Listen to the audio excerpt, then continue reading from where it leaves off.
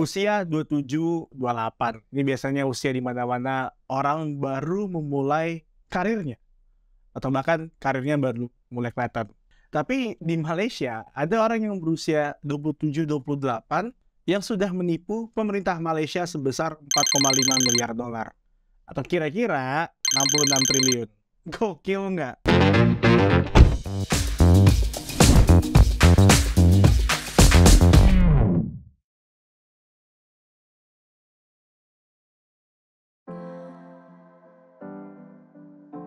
Satu Malaysia Development Berhad merupakan perusahaan milik negara Malaysia yang dibentuk tahun 2009. 1MDB diciptakan dengan tujuan untuk menumbuhkan ekonomi Malaysia di area energi, real estate, dan tourism. Untuk membuat 1MDB, pemerintah Malaysia mengeluarkan surat utang kepada investor, baik domestik maupun internasional. Melalui surat utang tersebut, 1MDB berhasil meraup miliaran dolar. Uang tersebut pun digunakan untuk berinvestasi ke berbagai aset dan mengakuisisi beberapa penyedia energi seperti Tanjong Energy Holdings, Genting Sanyin Power.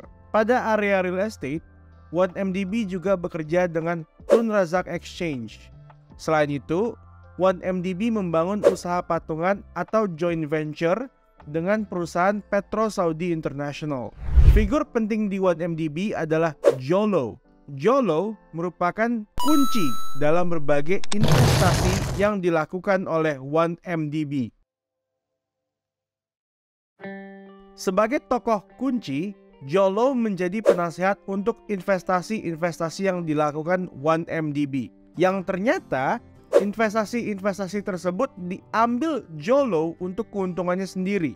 Low mengambil 250 juta dolar untuk membeli kapal pesiar bernama Equanimity. Sebesar 100 juta dolar diambil oleh Low untuk mendanai film berjudul The Wolf of Wall Street. Secara keseluruhan, sebesar 4,5 miliar dolar diambil oleh Jolo dengan cara ditransfer ke berbagai akun bank dan perusahaan-perusahaan cangkang. Yang menjadi titik gilanya nih teman-teman, titik gilanya adalah Jolo bergerak menjadi penasehat untuk investasi-investasi 1MDB, tapi ternyata dia bukan seorang direktur maupun komisaris. Dia juga bukan manajer pengelola dana resmi di dalam perusahaan. Kenyataannya, Jolo tidak pernah memiliki posisi resmi di dalam perusahaan 1MDB. Tidak pernah. By the way, di video yang lain saya akan membahas mengenai perusahaan cangkang atau shell companies yang sering digunakan untuk menghindari pajak.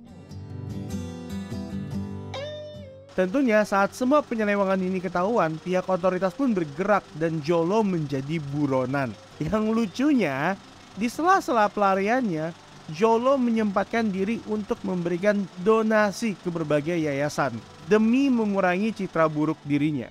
Tentunya dapat kita bilang bahwa uang yang digunakan untuk berdonasi merupakan uang curian dari 1MDB. Low juga menyatakan bahwa dirinya tidak bersalah dan tidak melakukan penyelewengan. Dia menilai dirinya berutang kepada perusahaan untuk membeli aset dan berbagai barang mewah lainnya. Benar, berutang. Low menyetarakan tindakannya seperti berutang dengan perusahaan. Sama seperti saat misalnya saya terpaksa berutang untuk membayar kebutuhan mendadak. Memang ya, ada-ada aja orang-orang itu. Gua aja di usia 27-28 masih bikin video YouTube kayak gini.